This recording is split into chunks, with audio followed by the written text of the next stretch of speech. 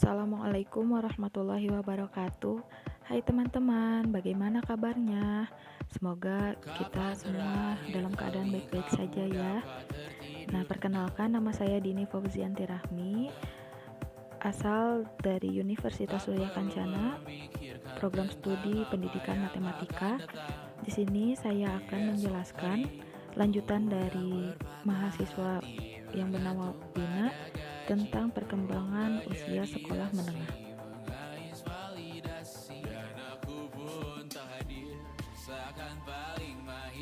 Nah, di sini ada pengertian remaja. Menurut Zakiyah Darajat, pada tahun 1990, masa remaja adalah masa peralihan di antara masa kanak-kanak dan dewasa. Nah, di masa remaja ini terjadi beberapa perubahan atau perkembangan yang terjadi seperti perkembangan fisik, perkembangan emosional, perkembangan seksual, dan lain-lain. Dalam proses pertumbuhan dan perkembangan menuju ke jenjang kedewasaan, kebutuhan hidup seseorang mengalami perubahan-perubahan sejalan dengan tingkat pertumbuhan dan perkembangannya.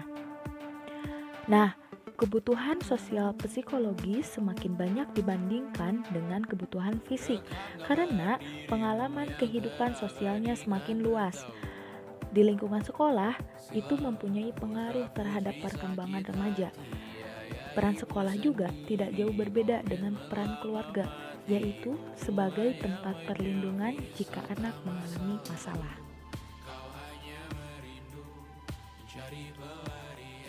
Nah, pembahasan yang pertama di sini akan membahas mengenai perkembangan seksual.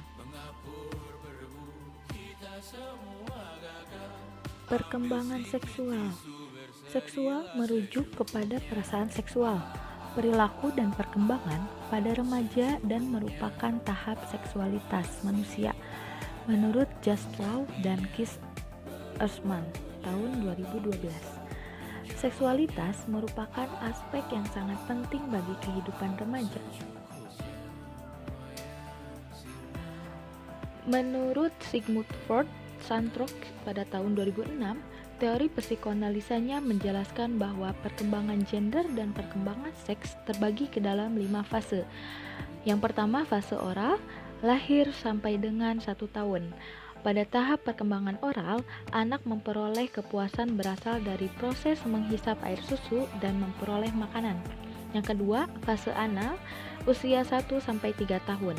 Pada tahap ini, anak laki-laki melekatkan dorongan fantasinya pada figur ibu dan melihat ayah sebagai kompetitor. Begitu juga sebaliknya pada anak perempuan. Yang ketiga, fase falik. Pada tahap ini terjadi anak-anak berusia 3-5 tahun berpusat pada kelamin mereka sendiri. Pada fase falik, faktor rasa ingin tahu perkembangan pesat pada anak memberikan pengaruh besar pada sikap dan perilaku seksual anak. Yang keempat, fase latens.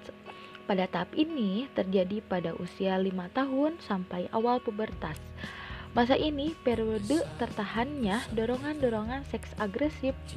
Pada tahapan ini, anak mengembangkan kemampuannya bersublimasi, seperti sekolah, mengerjakan tugas rumah, bermain, olahraga, dan lain-lain.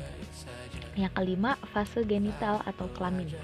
Pada tahap ini, katesis dari masa pregenital bersifat narsistik, artinya bahwa individu-individu mendapatkan kepuasan dari stimulasi dan manipulasi tubuhnya, sedangkan orang lain hanya sebagai dikatesis.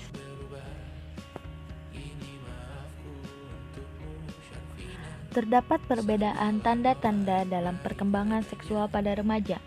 Tanda-tanda perkembangan seksual pada anak laki-laki diantaranya alat reproduksi spermanya mulai berproduksi. Ia mengalami masa mimpi yang pertama, yang tanpa sadar mengeluarkan sperma. Sedangkan pada anak perempuan, bila rahimnya sudah bias dibuahi karena ia sudah mendapatkan menstruasi yang pertama. Nah, terdapat juga ciri lain pada anak laki-laki maupun perempuan. Pada laki-laki, di lehernya menonjol buah jakun yang bisa membuat nada suaranya pecah. Di daerah wajah, ketiak, dan sekitarnya mulai tumbuh-tumbuh bulu atau rambut.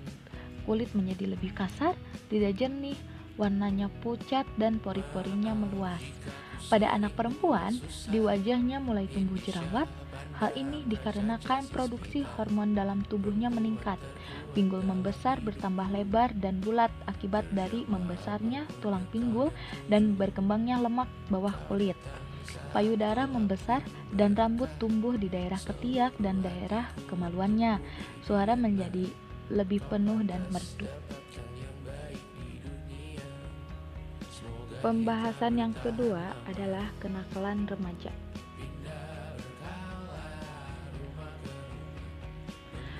Kenakalan remaja adalah suatu perbuatan atau tingkah laku yang dilakukan oleh seorang remaja baik sendirian maupun secara kelompok yang sifatnya melanggar ketentuan-ketentuan hukum, moral, dan sosial yang berlaku di lingkungan masyarakatnya menurut Singgih pada tahun 1978.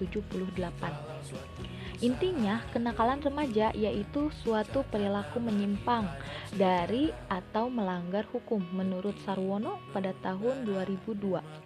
Dan perilaku melanggar hukum yang dilakukan oleh orang muda yang biasanya di bawah umur 16 sampai 18 tahun menurut Musen pada tahun 1994.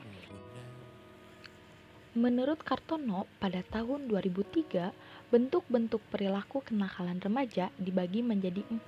Yang pertama, kenakalan terisolir. Kelompok kenakalan terisolir merupakan jumlah terbesar dari remaja nakal.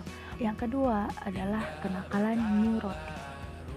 Pada umumnya, remaja nakal tipe ini menderita kegangguan jiwa yang cukup serius, antara lain berupa kecemasan, selalu tidak nyaman, selalu bersalah dan berdosa, dan sebagainya. Ciri-ciri perilakunya adalah yang pertama, perilaku nakalnya bersumber dari sebab-sebab psikologis yang sangat dalam dan bukan hanya berupa adaptasi pasif menerima norma dan nilai subkultur geng yang kriminal itu saja.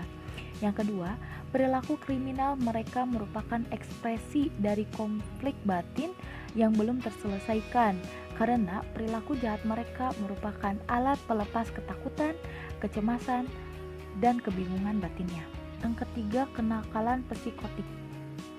Kenakalan psikotik ini sedikit jumlahnya, akan tetapi dilihat dari kepentingan umum dan segi keamanan, mereka merupakan oknum kriminal yang paling berbahaya. Ciri-ciri tingkah laku mereka yang pertama, hampir seluruh remaja psikopatik ini berasal dari dalam lingkungan keluarga yang ekstrim, brutal, dan diliputi banyak pertikaian keluarga. Yang kedua, mereka tidak mampu menyadari arti bersalah, berdosa, atau melakukan pelanggaran. Yang keempat, kenakalan defek moral.